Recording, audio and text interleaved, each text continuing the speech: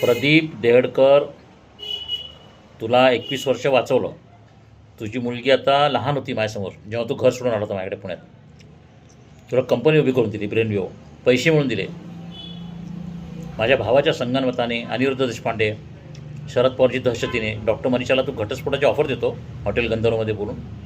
21 वर्ष तू जगलाय ना लाईफ, ते माझ्या जीवावर आहे, माझ्या उपकाराने. मी तुला हात नाही लावला. आज तुझी मुलगी 28 वर्षाची झाली.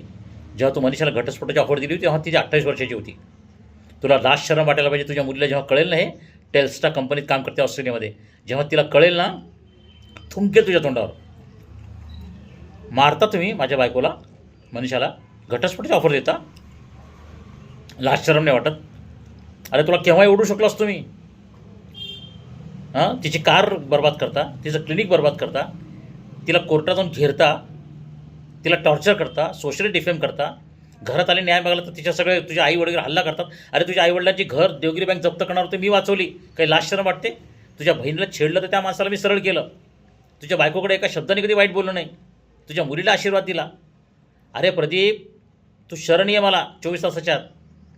तुझा कधीही गेम होऊ शकतो. तू पुण्यात कुठे राहतो, काय करतो? अरे पळून जाऊन लपून काय होत नाही. तुला स्वामीजींचं तत्त्वज्ञान कळत नाही का? अरे मनशक्तीला तुला वापरलेलं आहे. अरे तुझा बाप त्या भातसा डॅममध्ये शहापूरच्या शिवसेनेच्या माणसांनी खंडणी मागितली, त्याला वाचवलं तुझ्या बापाला मी. तुझ्या बापाने किती करप्शन केलं. मला अटक झाल्यासाठी 3 लाख रुपये दिले तुझ्या बापाने, लाच. त्या दत्ता भोय जवाहर पोलीस स्टेशनच्या पोलीसवाल्याला मला कस्टडीमध्ये मारण्यासाठी. अरे तुमची सगळी पिढी, तुझी मुलं बाळ सगळी राख होणार आहे. तुला शेवटचं सांगतो मी, तुम्हाला शरण ये. तुला शरद पवार मनशक्ती कोणी वाचवणार नाही, त्यांनी वापरून घेतो तुला. येड्या नालायक आहेस तू. तुझ्या घरी आलो तो मी, तुला बोललो होतो तू कंपनी सगळी जबाबदारी दे, मी लोकांची देणीबिणी करतो. पैशांचा विषय नाही आहे हा, राजकीय दहशतवाद आहे. तू देश सोडून जा, नाही तर मी जातो. तू कोणाला शरण गेला? मनशक्तीला शरण गेला, शरद पवारांना शरण गेला, अनिरुद्ध देशपांडे शरण गेला, गजेंद्र गडकर. अरे अण्णा हजारेकडे जाऊन तू त्याचा वापर केला. तो अण्णाच्या विरुद्ध उपोषण केला, अण्णा आतमध्ये लपून बसला. तो गजेंद्र गडकरची फाटणार आहे आता.